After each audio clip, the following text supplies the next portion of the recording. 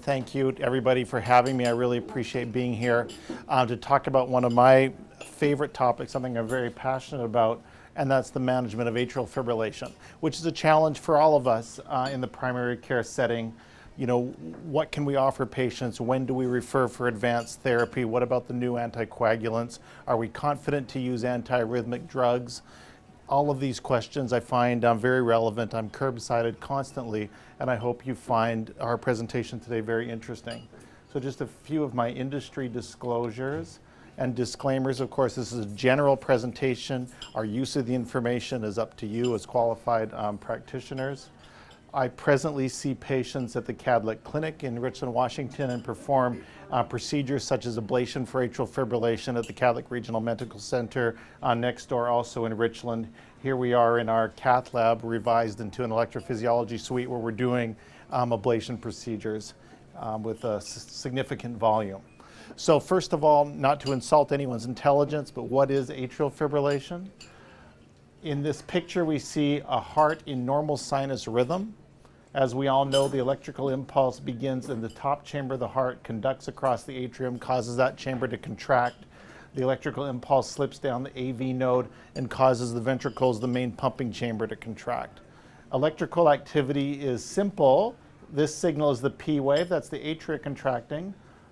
The QRS complex is ventricular contraction, then recovery. So we see atria, ventricle recovery, atria, ventricle recovery. That's normal sinus rhythm, typically about 160 to 100 beats a minute. During atrial fibrillation, there's a very rapid and chaotic rhythm in the top chambers of the heart. The atria seems like activity is coming from all places all at once in a very rapid fashion, 400 to 600 beats per minute in the atria during atrial fibrillation. And that activity is bombarding the AV node, which conducts selectively, but in an irregular fashion down to the ventricle. So now we see our ventricular complexes occurring in an irregular fashion with no evidence of organized atrial contraction in between. And that's the gestalt, that's the ECG diagnosis of atrial fibrillation, that pattern recognition. So how do we diagnose atrial fibrillation? As you know, it's an electrocardiogram. Here's a gentleman having his electrocardiogram recorded. This is 10 seconds of your heart's electrical activity. And again, it's that visual. It's that irregular pattern of ventricular activations with no evidence of organized atrial activity in between. That visual pattern recognition is our diagnosis of atrial fibrillation. And once somebody has been diagnosed with atrial fibrillation by the 12-lead ECG, that person is now forever labeled an Afib person. So this is somebody we're always going to be cognizant that they have had the arrhythmia, will be suspicious that it is present forevermore in that individual. So our patients often ask, do I have atrial fibrillation? So what symptoms can you expect to experience from atrial fibrillation? We all know that symptoms can range from virtually non-existent to severe and intolerable. Palpitations are what is classic. It's that rapid fluttering, pounding feeling coming from your heart. The patients describe feeling out of rhythm. It just isn't right. Studies have shown that fatigue is in fact the most common symptom from atrial fibrillation, and that tends to parallel the duration of the episodes of atrial fibrillation. So somebody who's in a long-standing episode is going to feel persistently fatigued. It's like running a marathon that never ends. Actually, the heart beating so fast and in that irregular fashion is very energy consuming, and you will feel tired if this is you. Also, shortness of breath goes along with that. And as we all know, some patients seem to have no symptoms. For all practical purposes, they're asymptomatic. They're not aware, they can't tell, they're not bothered about it, it's hard to get them excited about it. I tend to think there's an unrecognized component of fatigue that's sort of superimposed on their lives, but for all practical purposes, this condition doesn't seem to be actively bothering them. So an entire spectrum. So here's our cartoon figure asking, is that funny feeling my atrial fibrillation? We know that symptoms are unreliable for predicting the occurrence of atrial fibrillation. 95% of episodes have been shown to be asymptomatic. Suspicious symptoms are incorrectly attributed to atrial fibrillation 85% of the time. And individuals known to have symptomatic episodes of atrial fibrillation, they've really had symptomatic episodes, are shown to have asymptomatic episodes 12 times more frequently. So it's the smoke and mirrors. Symptoms truly due to atrial fibrillation, at other times feeling in your body, which you think is AFib, but in point of fact it is not. So very difficult to predict. The consequences of atrial fibrillation, your risk of stroke, are present, regardless if you're right in predicting whether or not you have that arrhythmia. And so that's something we always have to be worried about or concerned about.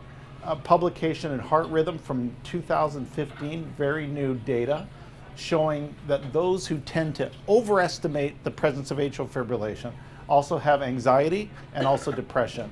The underestimators are those with increased age and female gender. So we have a certain index of suspicion for how these particular types of folks might be calling their atrial fibrillation. And it's about this time that the patients will ask me, so what causes atrial fibrillation? And that's actually a really hard question. We know there are risk factors, so these extracardiac factors, hypertension, obesity, sleep apnea, hyperthyroidism, alcohol, and drugs, all predispose to changes in your atria, like fibrosis, chamber dilatation, hypertrophy, some ischemia in the atria, all those things making the chamber electrically unstable, predisposing to atrial fibrillation. Other conditions you can have, inflammatory conditions, oxidative stress in your body, predisposed to atrial fibrillation. Folks in cities breathing a lot of polluted air, small particle pollution, clear association with increased incidence of atrial fibrillation, and that's that oxidative stress that they're experiencing.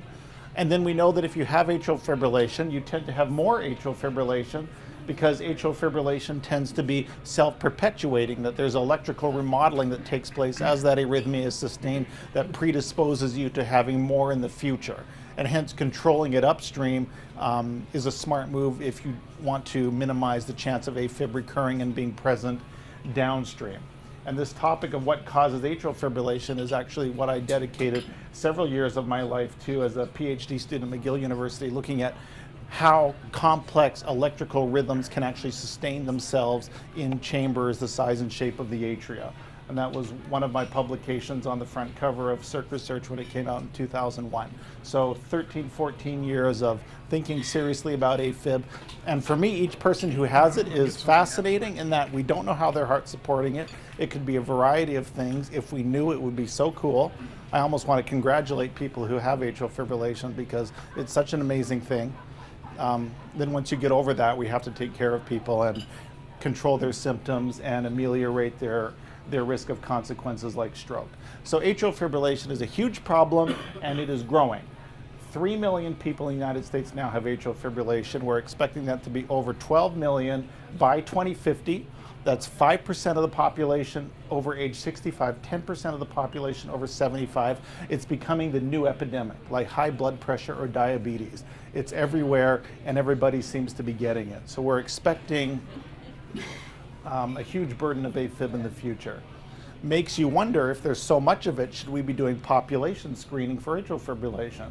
And a group in Australia has recently published on this, and they've reported that a single ECG or pulse check in a doctor's office would detect atrial fibrillation in 1.4% of the general population age 65 and over. That strikes me as a little high, but that was their experience and they actually have the data. If you'd like to monitor yourself, you can use your iPhone, attach the Alivecor heart monitor to your iPhone. It will detect your pulse through your fingertips, show you your real-time ECG, and diagnose atrial fibrillation. Won't monitor you for atrial fibrillation continuously, but if you have symptoms, you could check. Or if you want to monitor yourself randomly, you could check. And it was, in fact, this device that was used in the Australian studies to show that 1.4% burden in asymptomatic individuals who are presenting routinely to pharmacies in Australia. So fascinating. I don't have one. I could probably get one, but I haven't bothered. Most of our patients probably don't have iPhones, and if they do, don't have the Alivecor or are not motivated to get it. Serious consequences from atrial fibrillation. We know there is a 5-fold increased risk of stroke. That's 36% of strokes in the age 80 to 89 population. Strokes due to atrial fibrillation are more disabling. They are more likely to recur, more likely to be fatal than strokes from other causes. There's a threefold increased risk of heart failure, twofold risk of myocardial infarction or a heart attack, and twofold increased risk of dementia and early all-cause mortality from atrial fibrillation. And we can see why. Here are your atrial chambers. When they're in fibrillation, they of course don't contract very effectively, so blood pools, it tends to form clots, and then your ventricle pumps it up the carotids into your brain, where it causes ischemia and death of your brain tissue, manifesting as a stroke. And here's a gentleman, trying to recover from disabilities due to stroke due to atrial fibrillation. So understanding your atrial fibrillation or your patient's atrial fibrillation, it really brings us to this business of continuous heart rhythm monitoring. In our office, for ambulatory monitors, I really like this Spectacor system that we tend to use. You can ask your patient to wear these monitors for up to 30 days. It's 3 stickers on your chest and a hip pack, and at the end of the monitoring period, whatever it is, I get a report that looks like this. So he did wear it for 30 days. Atrial fibrillation was 3.11% of the time. During atrial fibrillation, heart rates were on average 78 beats a minute. And there's a range up to 160 or average 113, during atrial fibrillation, 78 to 161. And there it is. If you didn't believe it was atrial fibrillation, that's convincing. And then the patient can push a button if he's having symptoms. And sure enough, he pushes buttons. And during that time, he's in fact having his atrial fibrillation. So you get that symptom rhythm correlation that your patients are looking for. So this is a great device. Nice thing about this device also is it can quantify PVCs, which I'm also looking for frequently. And one reason why I like it, here's a new technology just coming to us from Medtronic. It's the Seek. It's this bandage patch that sticks to your skin. It can stick there for 7 days, give you 7 days of continuous heart rhythm monitoring. There's no wires. You can also report symptoms to that device. And in one prescription, you can get 4 patches, so 28 days of continuous monitoring as you just constantly exchange that patch. So increased convenience for short-term monitoring to diagnose a variety of things, including atrial fibrillation in the short term. Really, the frustration is, though, once you've diagnosed atrial fibrillation, your patient has it, and you're starting to treat them, you're wondering if you're controlling the AFib. Are you getting rid of it? And this really brings us to the question of long-term continuous monitoring. So a new technology from Medtronic, again, is the Link monitor. This is an implantable cardiac monitor. It is the size of a paperclip. You simply slip it under the skin right over the chest, and you get 3 years of continuous heart rhythm monitoring. And with your patient doing nothing, it'll report all the AFib your patient's having, when the episodes start, how long they last, average heart rate, max heart rate, minimum heart rate, everything you want to know about their atrial fibrillation. And it'll also report to you everything about sinus rhythm. The patient can report symptoms to this monitor. You get symptom rhythm correlation. It will tell you other things like bradycardia and pauses. You get all of that. And you can treat your patient, iterate through different treatment strategies, and watch how their arrhythmia burden and features respond because of the Link technology. It's very exciting. We implanted the first one in Washington State at Cadlick, in point of fact, on March 24, 2014. I've implanted over 100 of these so far as we approach the 1-year anniversary. And this is our first patient. Here's the little incision. And the loop monitor, the Link is sitting where the dashed lines are. You can't see it. And here we are 2 weeks later. There's a little scar.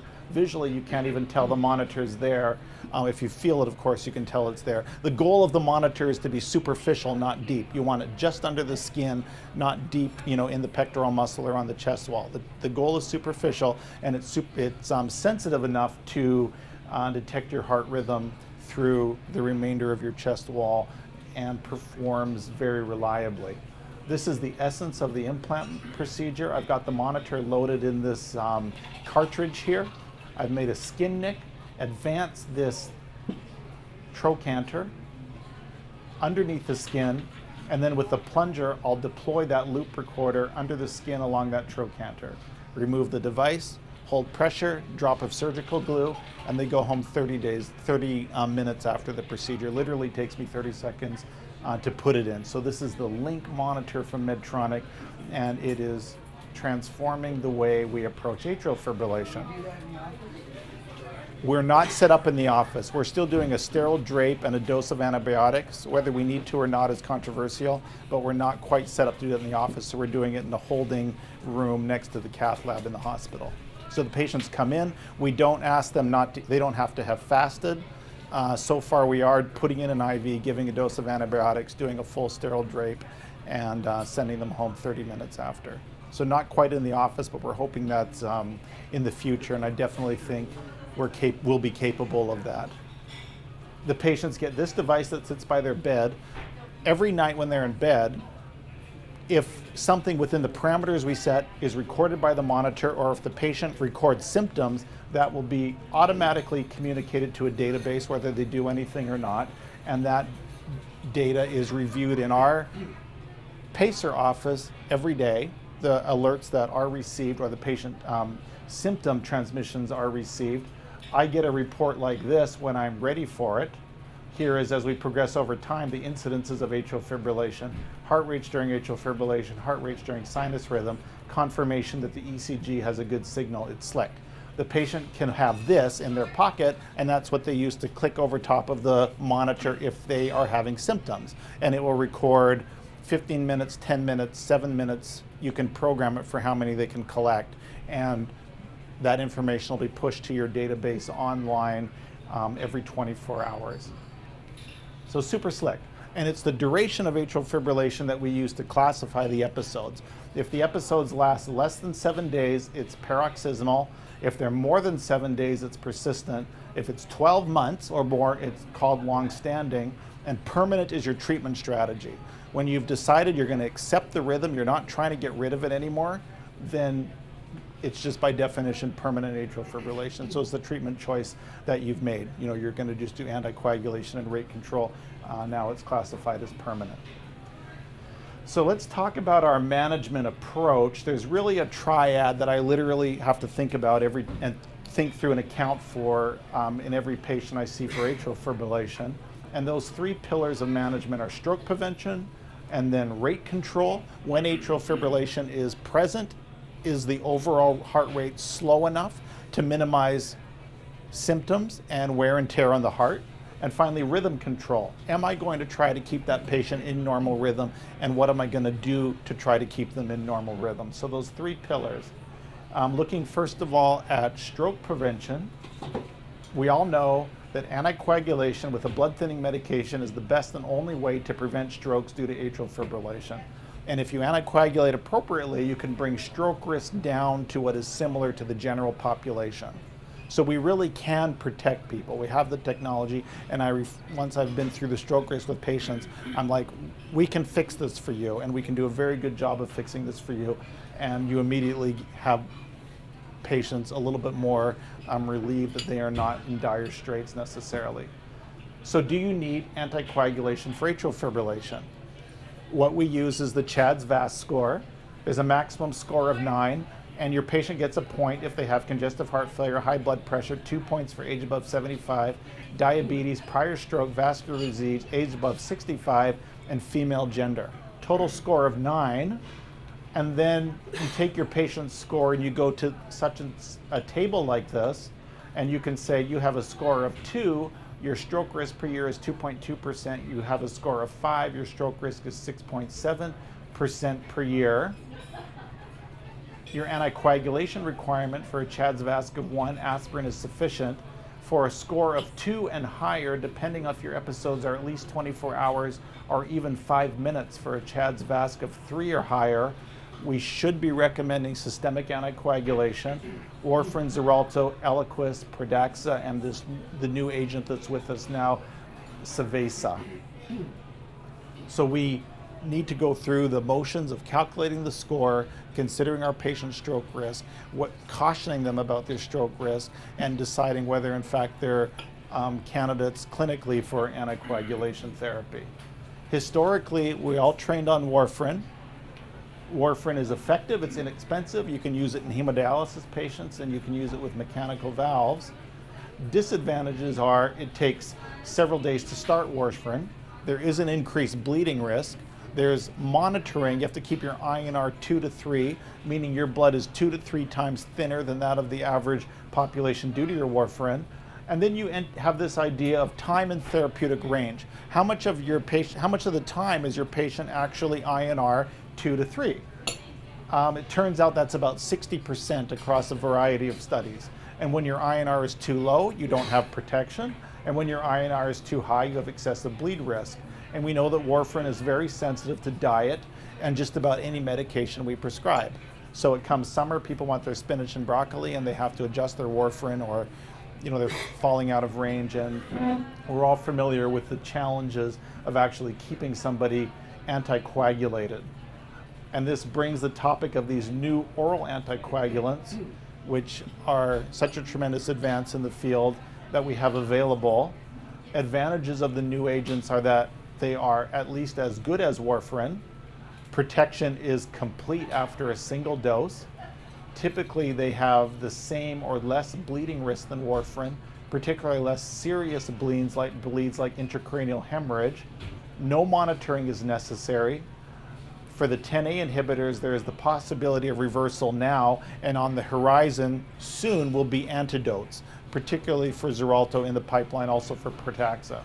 These agents also protect against DVT and pulmonary embolism, which is nice. Disadvantages are they are more expensive. The copay is higher for your Medicare patients. Patients with private insurance should have no copay or very little copay. The trade-off for less intracranial hemorrhage is typically an increased risk of GI bleed, but even this is not seemingly true for agents such as Eliquis. And then, of course, because the agent is short-acting, if you miss a dose, you become unprotected much more quickly. So we have to really encourage patient compliance when using the new agents. So that's stroke prevention. The next topic is rate control. Rate control is brief and sweet. Typically, ideally, we'd like to have the heart rate less than 80 during atrial fibrillation. That's your resting heart rate. Less than 110 is certainly permissible. The first thing in rate control is medical optimization. Treat other conditions, remove stressors. So if the patient has pain or some other inflammatory state, likely their atrial fibrillation will be angrier, faster, more tenacious, and more difficult for you to control. So we try to optimize the other medical conditions with the goal of making the atrial fibrillation more manageable. And then, of course, probably the place to start when you can is the beta blockers. I tell patients this is like a giant lozenge for your heart, blunts the stress response to your heart, helps your heart relax and slow down. Next thing to reach for is the calcium channel blockers. We have digoxin, which is a derivative of the foxglove flower, and amiodarone can act as a rate control agent when circumstances are appropriate. That's often in the post-op setting or ICU setting when patients are very fast, difficult to control.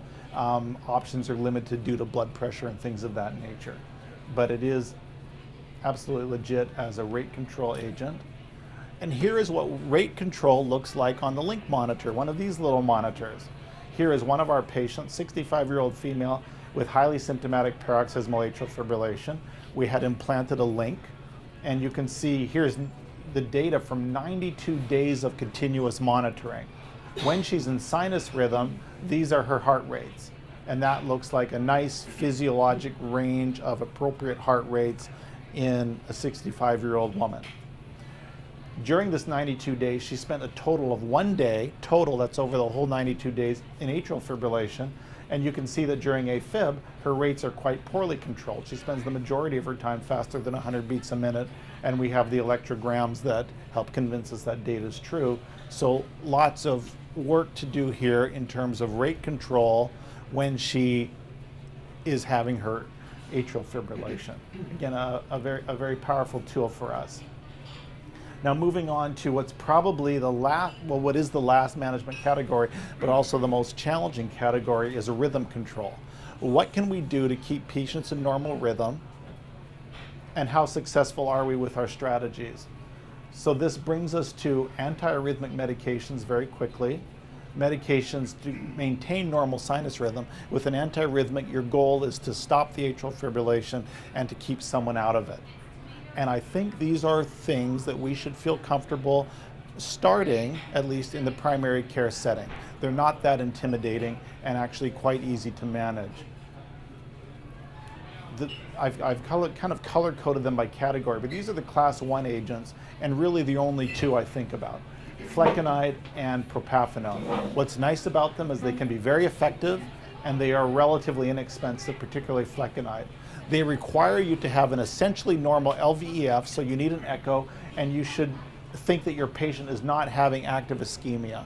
If either of those are true, the class 1s are probably not a good choice, but when those are not true, go ahead and prescribe it. You can start it as an outpatient. For flecainide, it's 50 milligrams twice daily. You can go to 100 twice daily, 150 twice daily, depending on the patient's tolerance and control. If these conditions are not present, then I tend to start to think about the class 3s. Sotalol is a good choice, effective, inexpensive. Your kidney function has to be preserved, and we have to think about QTC intervals. You can start sotalol as an outpatient, but if I do that, I always have patients back towards the end of 1 week to check QTC in the office with an ECG, because you can get some crazy idiosyncratic prolongation, which is dangerous. But if it's comfortably less than 500, they're good to go on that dose. In refractory cases of persistent atrial fibrillation, my favorite is dofetilide or Ticastin. It is very effective. It's also quite costly. You have to have preserved kidney function, be very cognizant of QTC function, and because of the risk of QT prolongation, this requires 3 days in hospital to load. 5 doses of a twice daily medication with an ECG 2 hours after each. Your QTC has to stay less than 500. Then when I send them out, I bring them back in a week, and just to make sure it hasn't stepped out on me, but can be exceedingly effective in keeping people in normal rhythm and almost no side effects. Rarely do I get anyone complaining about side effects due to Ticastin. You have to pass a certification course to prescribe it, but if you are so motivated, it can be an important part of your armamentarium. And then finally, amiodarone, typically an agent of last resort because of our toxicities, but certainly can be very effective.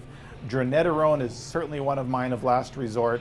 It's the derivative of amio. In point of fact, not a very good antiarrhythmic drug, a lot of GI distress with Maltac, and it is contraindicated in heart failure patients, which makes it limited.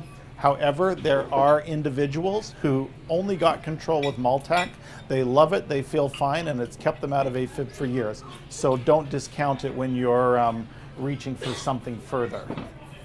Beyond antiarrhythmic medications, if you really want to pursue a rhythm control strategy and you can't achieve it with antiarrhythmics and beta blockers, really you can start to think about whether your patient is a candidate for a catheter ablation procedure. This catheter ablation is a rhythm control strategy. We're trying to get you out of atrial fibrillation.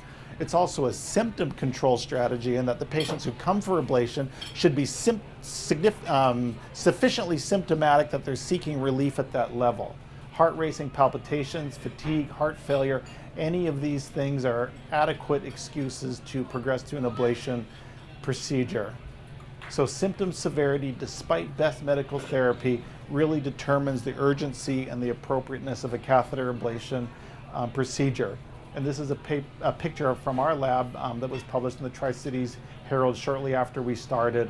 And this is us set up to do an ablation for atrial fibrillation. Here's our patients. We have catheters up. This is our fluoroscopy screen. Our ICE imaging, which you can't really see. This is our echo and a variety of monitors, fluoroscopy and electrophysiology recording systems that we use during an ablation procedure. This is what rhythm control can look like on the Link monitor. Here is our same 65-year-old female with paroxysmal atrial fibrillation. This is 12 hours in a day as the weeks go by, October, November, December. She's having 2 hours, 8 hours episodes of atrial fibrillation. We do her ablation here in the 3-month blanking period after the ablation, where we don't count recurrences to be treatment failure. She in fact had several more episodes, but then after that, good freedom from atrial fibrillation over several months, and that data continues to roll out where she continues to be free from atrial fibrillation. So that's a wonderful ablation response for a patient who had sufficiently symptomatic paroxysmal AFib. And this is the chart to keep in the back of your mind when considering appropriateness of ablation for atrial fibrillation. Class 1 for symptomatic paroxysmal AF after you've tried at least one antiarrhythmic medication. It's class 2A for the symptomatic paroxysmal without ever trying an antiarrhythmic. Your patient doesn't want to, they're sensitive to all sorts of things, they don't want to try another one, or they're very procedurally minded. You can send them for an ablation. It is a class 2A. The light is still green, but not quite as bright. If you have a symptomatic persistent now, and you've tried an antiarrhythmic, we can ablate as a 2A, and we do lots of these in this category. And then finally, the class 2B, symptomatic long-standing persistent after trying a medication, or symptomatic persistent without trying. In those persistent cases, and long-standing persistent, the recommendation drops down to class 2B.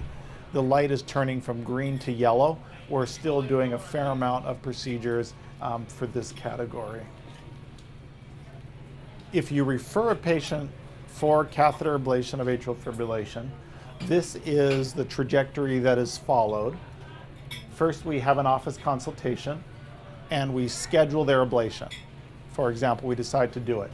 Prior to the procedure, they will present for a CT scan or an MRI of their left atria. We want to know the size and shape of the chamber in that individual, and we'll use that image to guide the ablation procedure to get the best and safest result for them. Stop the antiarrhythmic, we tell them 4 to 6 days before. Anticoagulation 1 to 2 days prior. For the procedure, ours are under general anesthesia, 3 to 5 hours. So I tell people the first thing you know is we put you to sleep. The next thing you know is that we're waking it up, and we're waking you up and it's all over.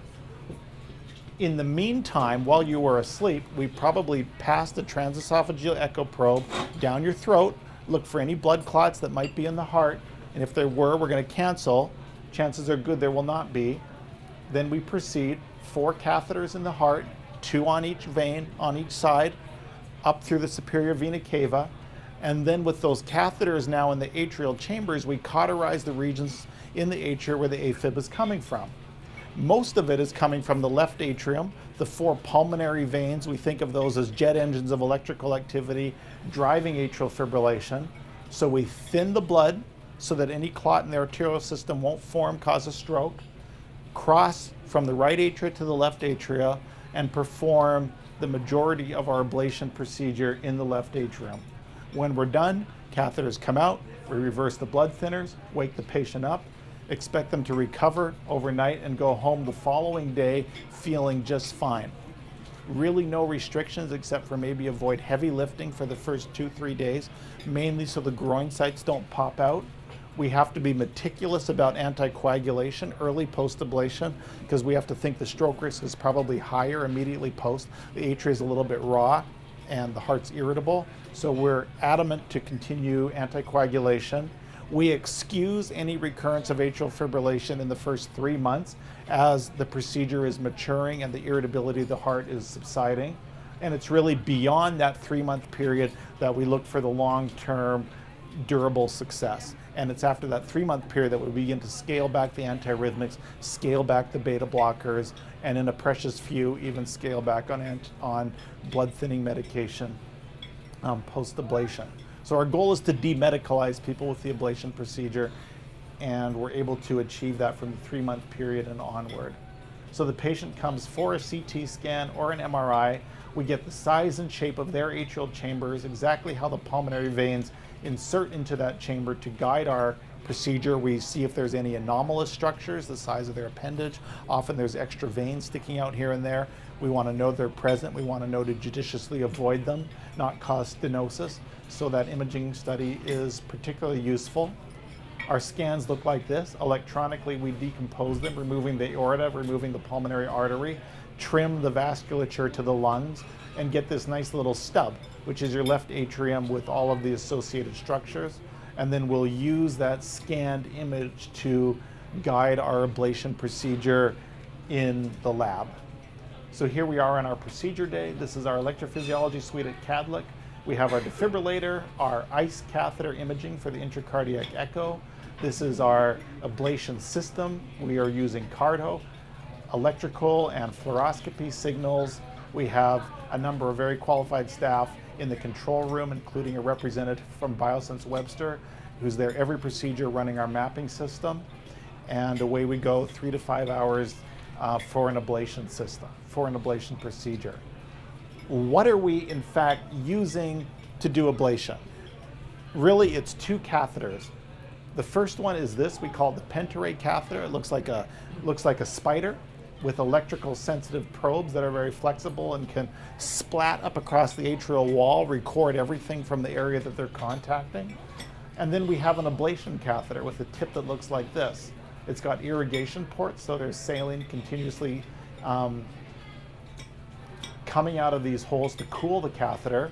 There's a flexible spring so that we can actually measure the contact force, know how hard that ablation catheter is contacting the chamber walls. We know that our contact is effective, but not so much so that we might perforate through the atria. And on fluoroscopy, this is what those catheters look like. Here's the ablator, and here is the Pentaray.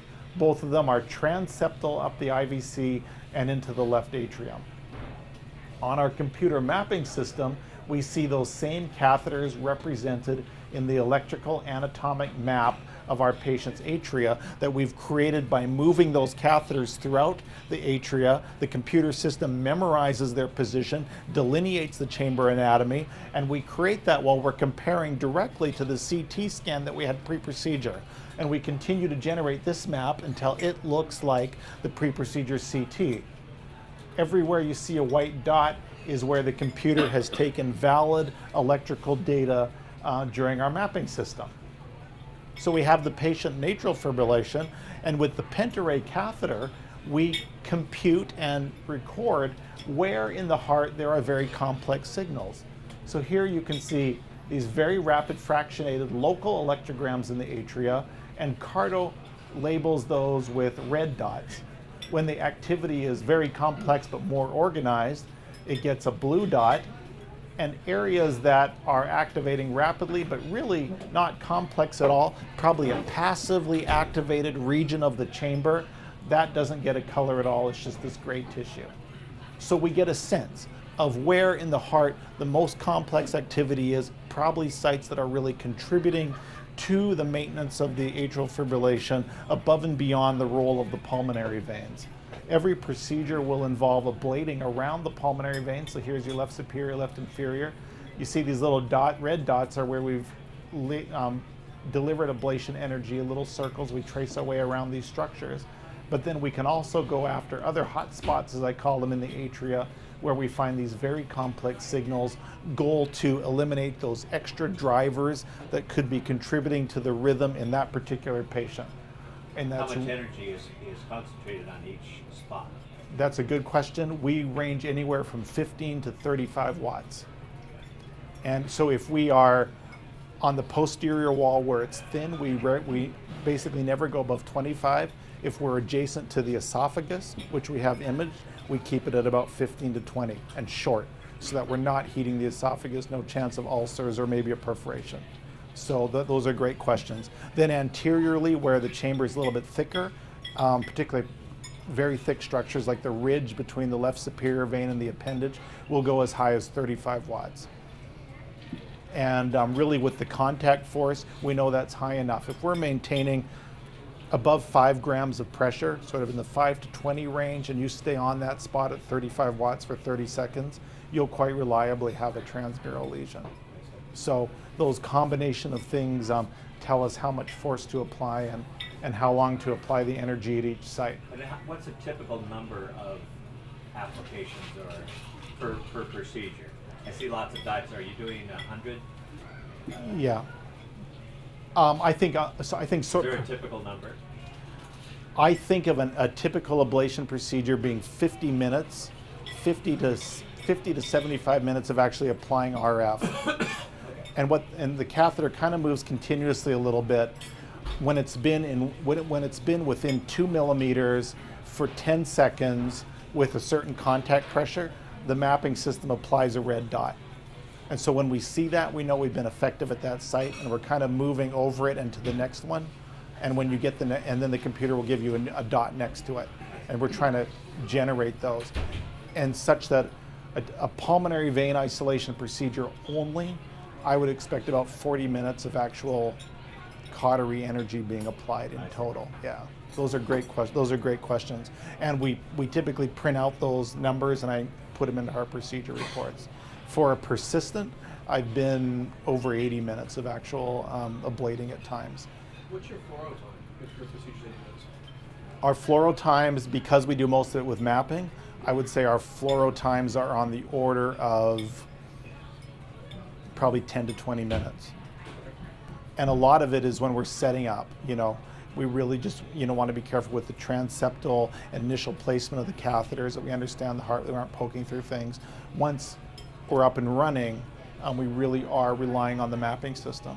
The mapping system can't always tell you the position of your catheter, so you have to come on fluoro briefly to see it and to understand the shaft as to how to torque it to get it into the position you need, and that requires fluoroscopy. I think reliably we're on the order of 10 to 15 minutes procedure. I would say 20 is high. Okay. Yeah, that's a lot less than it used to be. We're hoping that comes down to a certain amount, but it becomes a safety trade-off. So I don't feel too much pressure to get it under 10 minutes per case. And we use the low frame rate, which means the total X-ray absorbed dose is significantly less. So we don't need a high frame rate. If you just sort of see it like an old Disney movie, it's good enough. It gives you the information you need. Those are really great questions. So as I'll explain to a patient, how much ablating do you do? If the pattern is paroxysmal, truly a paroxysmal AFib, it's really pulmonary vein isolation, and that's it. And in that setting, we expect the best result. So symptomatic paroxysmal AFib, I tell my patient, we are going to do the least amount of work in your heart for what we do in general for this procedure, just ablate around the pulmonary veins, and we're going to expect the best result for you. 80% freedom from atrial fibrillation at 5 years are the numbers that are typically reported. Then I tell people all that data is out of date because our catheter systems keep evolving. We just got the contact force catheters within the last 6 months, and it's shortening our procedure time, shortening the total amount of ablating we do, because we know each lesion that we give is effective. And it's amazing how we found out we used to ablate and you weren't really in firm contact. You thought you were, but you weren't. And now that we have contact force, we know, and we're only on the ablation pedal when we know that catheter is going to give us an effective lesion. So that's really bringing down our RF time, and as early studies show, it's also giving a much durable result to the ablation. So of course those results over 5 years aren't in yet. So what is the 5-year result of our ablation? Well, with that technology, we won't know for 5 years. So the data we quote is a little bit historic. And then as the fibrillation becomes more persistent, more long-standing persistent, the extra things that we're doing in the heart tends to grow. So this is the truly paroxysmal case where it's just pulmonary vein isolation. And this is what a completed lesion set around the pulmonary veins could look like as the catheter moves point to point like I described. In the persistent case, we may connect the lines of pulmonary vein isolation. We're identifying other hot spots in the heart within the coronary sinus, as I showed with that Pentaray catheter, and really trying to target those as well. And we know we're getting it when we see the arrhythmia progressively slow and organized during the ablation procedure, and hopefully even stop. That's a nice result. And then we check for durability of our pulmonary vein isolation. We can check for reinducibility of the arrhythmia and decide when it's the clinically appropriate time to stop for any one individual. We've actually published in EP Lab Digest this past June our ablation technique at CADLIC, and it's received a certain amount of national interest, showing how in atrial fibrillation, before we start pulmonary vein isolation, we really map all those complex hotspots that could be driving the AFib, and then we try to do our pulmonary vein isolation in a way that cuts through the most relevant areas. If you just go around the pulmonary veins without knowing what sites are the most relevant, chances are you'll go right next to a very relevant site rather than cutting through it. So why not spend the time up front to identify where the most relevant locations in that atria are that are contributing to the arrhythmia, and incorporate those areas into your standard basic ablation procedure. So this is kind of what we've done at CADLIC the spin we've kind of put on how we set up and approach our procedures, and we were able to publish on that in this technical journal, and have received a certain amount of endorsement from around the country for what we've done. Here again is sort of our procedure. I've showed you how we calculate those complex areas with the different red and blue dots. And then as you can see here in this patient, as we go around the veins, we're very careful to go through those areas that the computer's identified as relevant. And when there's areas right next to it, we'll tend to incorporate those into our pulmonary vein isolation lesions goal to really get the specific mechanisms in this individual rather than just guessing that somehow the pulmonary vein are relevant and we should go around them. So I think we were a little bit smarter about it, and it's really exciting to have a workflow that takes this approach, I think. Procedural risks, consent is a big part of this. So the patient's symptoms really have to be enough to justify the risk that can be associated. Minor risk, I tell people your groins might be a little black and blue after. You might have a sore throat because of the echo probe, because of the intubation. You could have some chest pain from the actual ablation, maybe a little bit of inflammation. Those things are trivial and they'll go away in a couple of days.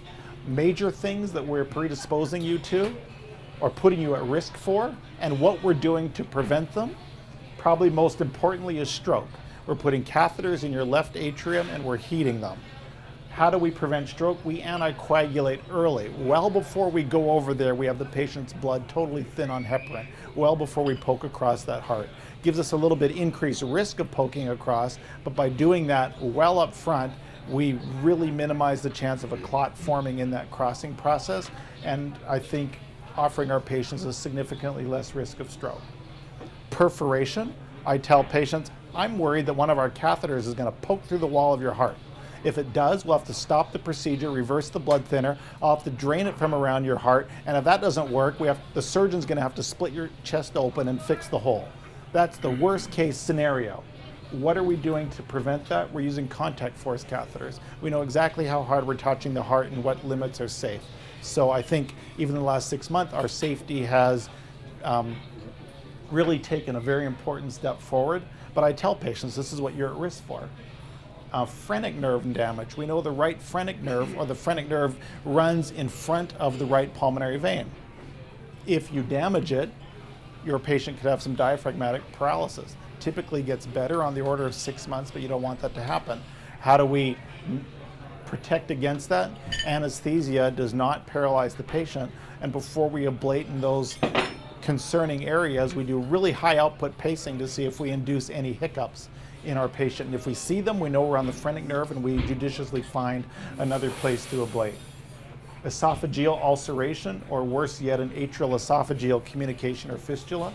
We know where our esophagus is, we have a temperature probe in there to monitor the temperature, and we are very conservative around the esophagus. Low energies, short ablation times, and if we see the temperature even start to climb, we go work somewhere else and come back and finish later when it's had a chance to cool off. We do not want sustained high temperatures in the esophagus to minimize the chance of any of that happening.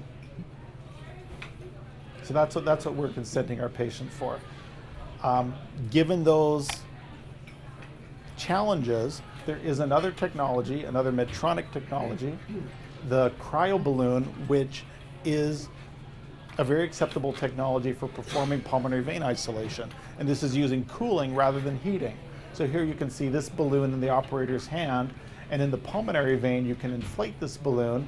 It fills with liquid nitrogen, causes a cooling lesion that can isolate that pulmonary vein. Indicated for paroxysmal atrial fibrillation, where, like I said, pulmonary vein isolation is your only objective for the procedure. Here on fluoroscopy, we see the pulmonary vein, we see that balloon up against the pulmonary vein, performing pulmonary vein isolation. This is a tissue specimen. This is your pulmonary vein going towards the lung. This is the atrial side. And here we see this white band of ablated tissue, which has given this vein circumferential ablation using the cryo technology. So it's very interesting. At first we thought a very discrete lesion around the pulmonary veins was all we wanted. Now we're realizing that there's a lot of structures in the antra to each vein that are relevant, and appreciating that the cryo balloon is also addressing those additional mechanisms which are close to the orifices of the pulmonary veins. And we're expecting new balloon technology in the future to create those lesions even more effectively. So it's an exciting alternative for that paroxysmal patient. A couple of things that often go with atrial fibrillation, as you know, there's the Tachy Brady syndrome, and this is that patients with atrial fibrillation will often have inappropriately slow heart rates when they are in normal rhythm, and we treat this with pacemakers. Every pacemaker is also a heart monitor. The Medtronic device is MRI compatible, and very interestingly, the latest generation has incorporated ICD technology that can try to terminate atrial fibrillation by burst pacing from the atria into episodes of Afib. So the pacemaker watches the atrial electrograms. When it sees a pattern that is significantly organized, it will burst pace into that atria, try to terminate the rhythm. If it terminates, great. If it does not, it recalculates the rate of activation of the atria, comes up with a new pacing strategy, and will try again. Can be surprisingly effective in certain individuals, and that's a very new feature that we are enjoying very much, making this an appropriate pacemaker to implant in patients who do have the Tachy Brady syndrome. Another one of my favorites is the Biotronic product. I think this one can give us some of the most physiologic heart rates that are available. We have lead tips that sense contractility and decide what heart rate the patient is probably looking for in response to the contractility of your heart. So you can think if you're sitting in your chair and you feel excited, or you feel frustrated, or you concentrate, the catechals circulate, your heart starts to beat more forcefully, even before you've started to breathe harder, and you're certainly not moving. Here's a pacemaker that can match the physiologic heart rate to your metabolic demand, which may not include things that would activate traditional pacemaker sensors like the accelerometer or the respirometer. There's data that suggest that if you can provide the most physiologic heart rate, the incidence of atrial fibrillation in those patients will go down. So another way to protect against atrial fibrillation in the setting of Tachy Brady is perhaps with this device. So we have options, and we do try to think about what's best for each patient and give them the technology which is most beneficial. For those who need defibrillators, a lot of our heart failure patients have atrial fibrillation, and in the case of a single chamber defibrillator being the appropriate therapy for heart failure, the Biotronic device also has this electrode pole that sits in the atrium, which can record atrial electrograms, tell you definitively that your patient's having atrial fibrillation without the additional hardware of an atrial lead. So you can have the monitoring device without the option for therapy, but at least the monitoring device in a patient with atrial fibrillation who also needs ICD protection.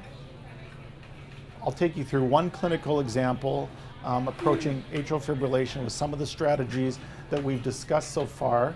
Here's a 64-year-old male. He has coronary disease. He's had a prior stent. He has atrial fibrillation. He can't tell when he's having atrial fibrillation, but he feels a profound and debilitating fatigue, which is there pretty much all the time. We implanted him with a Medtronic loop recorder and started him on Ticasine, our best antiarrhythmic medication. In the presence of Ticasine, his Afib burden came down to 35%. Was 100%. In the presence of the drug, it's down to 35%.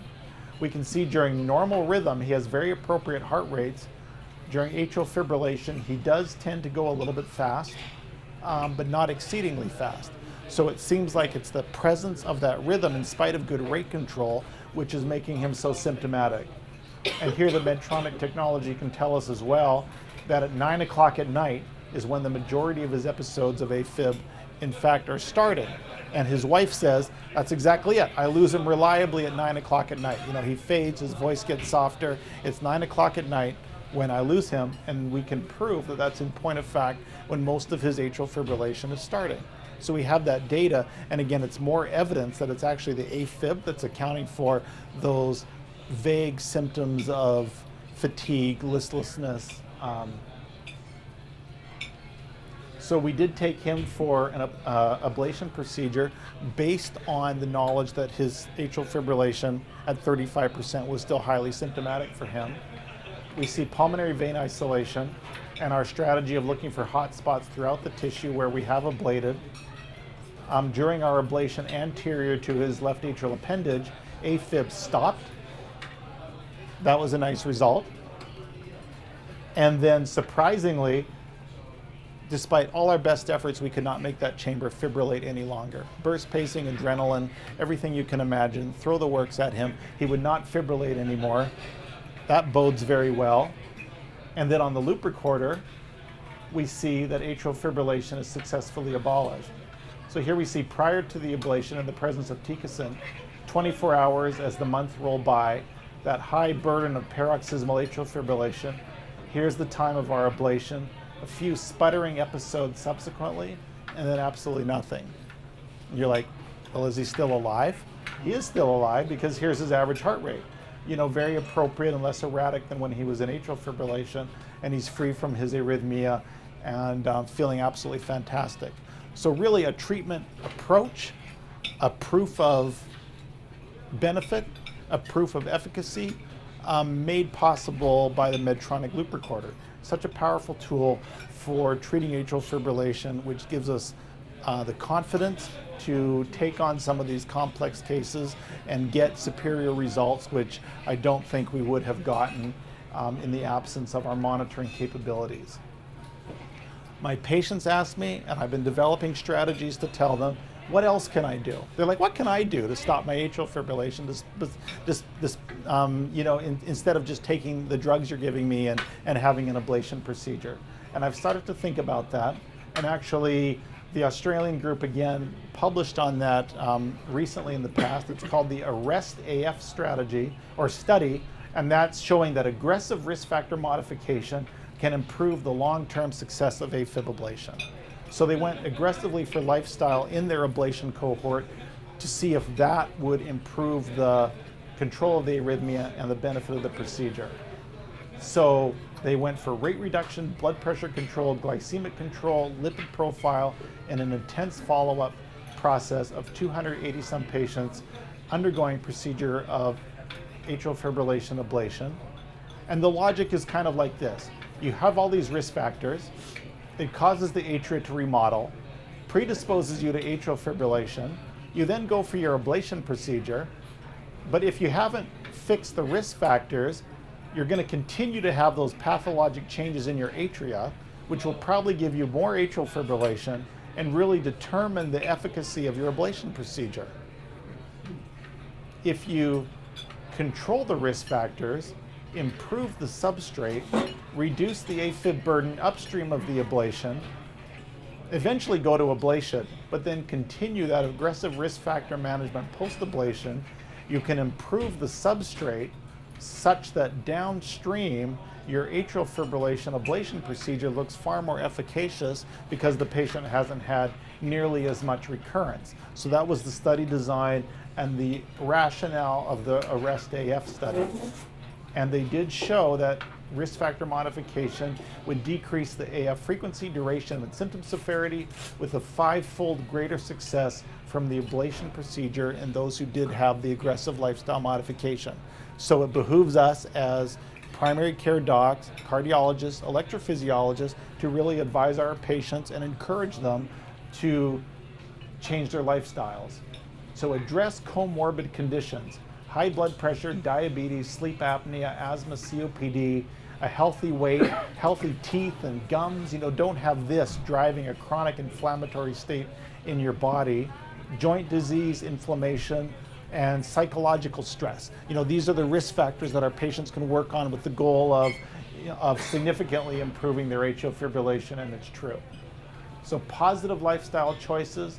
We know the DASH diet, the Mediterranean diet, are excellent for cardiovascular health. That's a plant-based whole foods diet. Tell your patient to eat until they're 80% full and then stop eating. Exercise 30 to 60 minutes a day. Brisk walking, as good as running marathons, honestly. I advise my patients to focus on strengthening their core as opposed to lifting heavy weights if they're so inclined. There's basic Pilates, bar method videos that they can get and use to strengthen core. You want restorative sleep, hydration, drink plenty of water, avoid the carbonated beverages because they can bind up your electrolytes, make you magnesium deplete, predispose you to AFib. Sunlight, 10 to 20 minutes a day on your limbs. You don't have to worry about skin cancer. You'll get nice vitamin D conversion. Stop smoking. Caffeine, recognize that it's not helping, and then minimize and abstain from alcohol. If anything, maybe some red wine because there is resveratrol.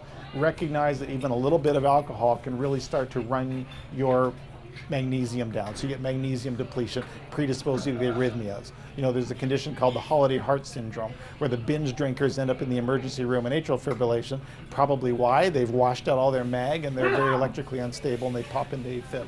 So if you're going to drink, I tell my patients, be sure you're at least supplementing on magnesium and really try to minimize your amount of alcohol. So there's some beginners videos that they can pursue for those who are so inclined to as an adjunct to their exercise routine. And this is some information that I've started to provide to my patients in clinic. And it's based on this author, Stephen Sinatra, who's a cardiologist practicing on the East Coast. And he has made a good case for selecting a supplement regimen goal to improve the way your heart produces and metabolizes energy. And the backbone of his regimen is coenzyme Q10 magnesium, L-carnitine, which is just an amino acid, and D-ribose, which is just sugar, but it's that backbone molecule for ATP. So its presence theoretically would help your body produce optimal levels of ATP. And then I put a disclaimer right in my clinic note. This is not recommended by the ACP, American Heart Association, Heart Rhythm Society. Some cardiologists believe, try it if you like. And then I tell them that I'm taking everything on the healthy aging list, which is true, and point out that the doses he's recommending for arrhythmia control, it's all the same stuff, just higher doses. Pretty much harmless. If they're taking warfarin, caution them that maybe they'll see a change in their INR. And, you know, I had one patient stop his cancel his AFib ablation after starting coenzyme Q10. That was an amazing result. And then one of our nurses in our clinic came to me last week and she's like, my cardiologist across town put me on coenzyme Q10 because he sees you putting your patients on it and my palpitations stopped. I was seeing them for palpitations and they're gone now. So that was, you know, kind of a surprising result. I think if taking these things is enough to talk you out of an AFib ablation, you probably didn't need the ablation. And I at least sort of make that information available to patients and tell them to do with it as they like. Those are books that I've liked. That's the readable form of Dr. Sinatra's theory.